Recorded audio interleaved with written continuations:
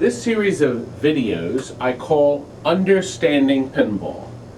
I filmed these over 20 years ago, in 1989, and I show you on each game that it's more than just flipping the flippers. There's actually a really neat set of rules on how to play each game. I hope you enjoy them. Here's a real unique piece. Aftor was made by Wico. These are the people that sell parts.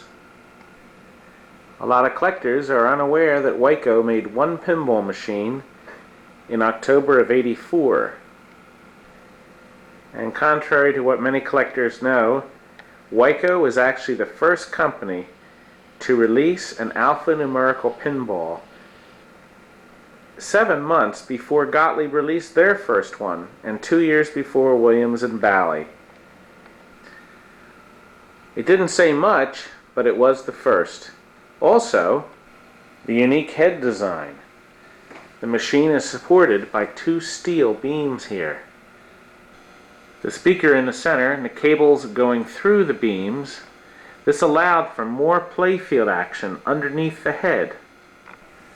However, taking the head off is extremely difficult.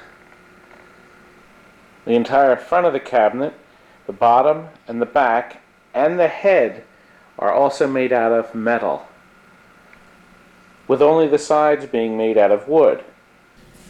I also think Wico was the first company to think of putting a single light source to light the glass, although I don't care for this kind of lighting.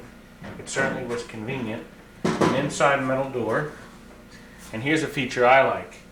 These individual green LEDs are for each fuse in the head. If an LED is out, then you know for sure the fuse is bad.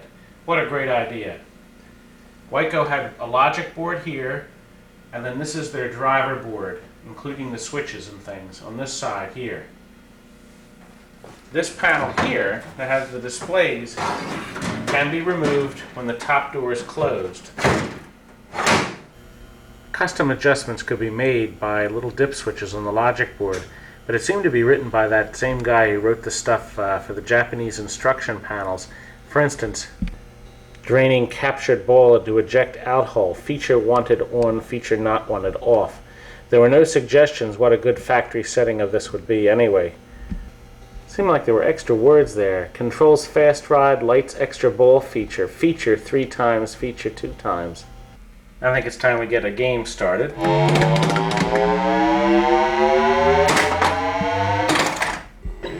The opening shot can either place you right in the center of the play.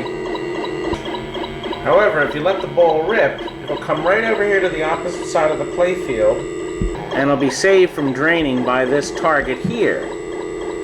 Now that's adjustable. By flipping a switch in the head, that target will not reset when you first start the game or when your ball does drain in the out hole. By contrast, the target on the opposite side of the playfield does not reset automatically at the beginning of the game or of the ball. The targets are controlled primarily by these in the center. If you get the ESC on this side, it'll reset the left outlane drop target. APE on the other side, APE, or the other half of escape, will reset this right one.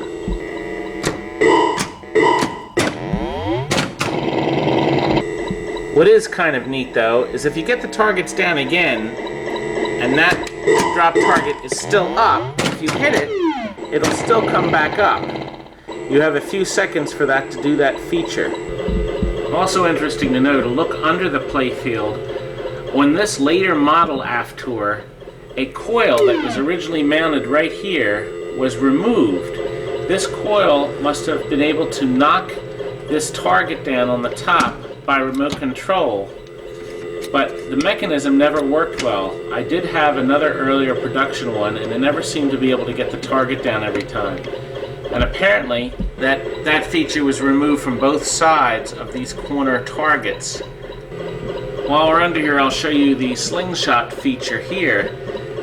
Notice a lot of plastic here, and instead of switches, going through the playfield. It's simply a wire. And when the wire is bumped from the surface, that same wire hits the switch here that triggers the coil and the 10-point switch straight ahead. The flipper brackets on both sides, the pop bumpers, even the capture and hold kickers are completely made out of plastic and in appropriate places lined with metal. Allied Leisure used these too. But I don't think enough machines were used long enough to see how well they lasted.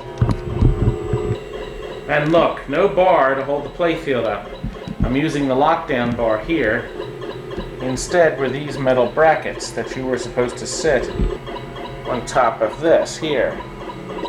Now we'll get back to the surface here. I wanted one more thing to point out about these targets. Watch. If you hit, let's say, the S, the game lets you know that's out. The other two lights will begin flashing slowly at first, and then they'll start to pick up speed, and finally reset that drop target, I guess in about 10 seconds. Then you have to start all over again. You do advance your bonus each time you hit one too. These drop target banks will also spot the inside lanes here, the O and the N to the left and right lower part of the screen there. However, on the left to light the Z, and on the right to light the E, you must hit the fast ride targets. Fast here on this side. When you complete it, the lights flash and wink like that. That now lighting the Z here. And on the right side, now we have ride lit, and our E is lit here. Completing fast ride a second time will light this light here in front of the ye old watering hole. And if you hit it, you'll get the extra ball. Once your ball does drain though, the zone lights reset. On my model though, I noticed that they must have deleted a feature. It says here the O activates the oil pit when that's lit. Knocking these targets down will light it. But going through the switch with just the O lit flashes the lights. They look like they're pointing a certain way, but it doesn't do anything. There's no extra points awarded or anything. Especially since the oil pit is up there in the corner, the opposite corner. The same holds true on the other side. Lit or unlit, this N will do nothing at all, and it won't activate any water hole. When it's hit, the lights seem to be flashing in this corner. I'm hitting the switch several times. But the water hole is over here. If you do hit fast ride before you hit the three targets, you'll actually spot both lights. With both lit, both will now activate the escape through barren zone. They've left a couple words out here, but both of these will also activate the same thing, and I'll show you how that works. If either lit switch is hit, it'll start flashing the green light and indicating an open lane for the top loop. But notice the opposite lane is red. That means you can't go that way. This only will stay on for about 10 seconds and then shut off. If you make this shot when the light's off, the spinner's only worth 100 points.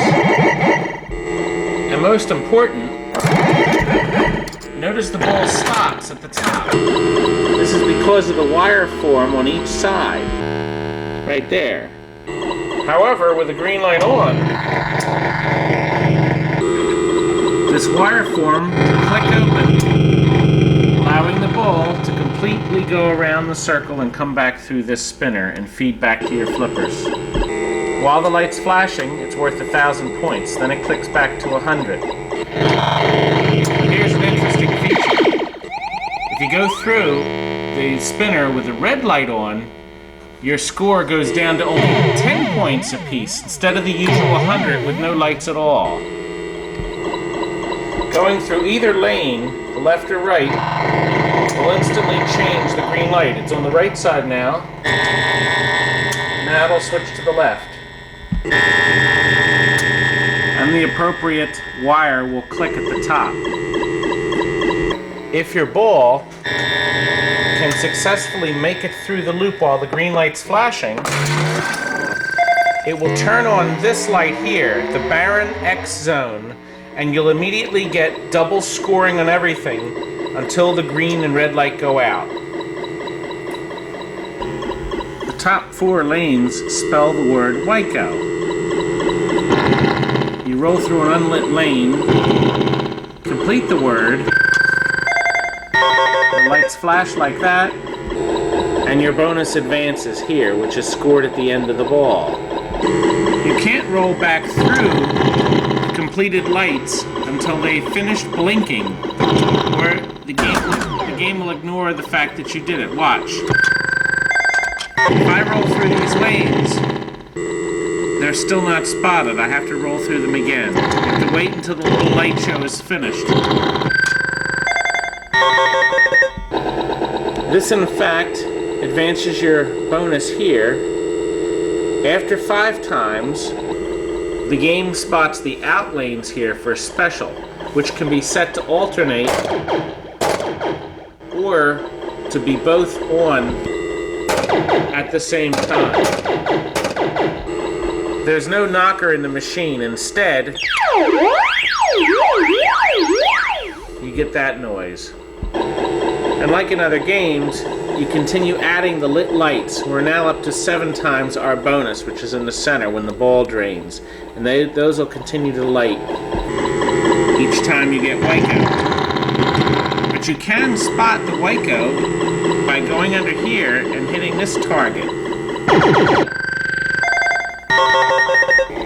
And the water hole target also qualifies as a spotter for Wico. Around the 4 pop bumpers here, there are 10-point switches behind the rubbers in the 4 corners.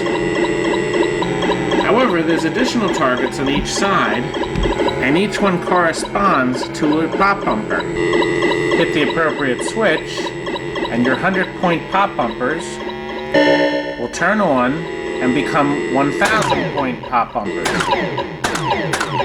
After a few moments, they'll start to flash. They'll flash faster and then finally shut off, and they're back to 100 points again. Same with this one here. But you can really get some points going there. And finally, the multi-ball option. Up here in the corner is the oil pit. That light's been patiently waiting this whole time. That target that guards the multi-ball there, when that's knocked down, you get your 1,000 points, and your hole is left open so your ball may be captured. The second ball is waiting in the shooter lane to be shot, and you can see the 3 orange lights flashing. The one on the left that's guarding the oil pit, there are no additional switches to hit, so if your ball rolls up the lane, it'll hit the ball and simply roll back. The only way to get multi-balls is to go in the center hole or the right side, the water hole there. By hitting either stand-up target, it will kick the second ball out. When this happens,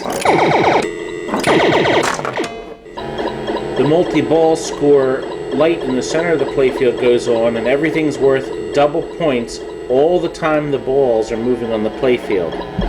If your ball rolls back up the lane, the game will kick the ball out immediately. If your ball drains, one of the two, then the hole will allow you to lock a ball up again.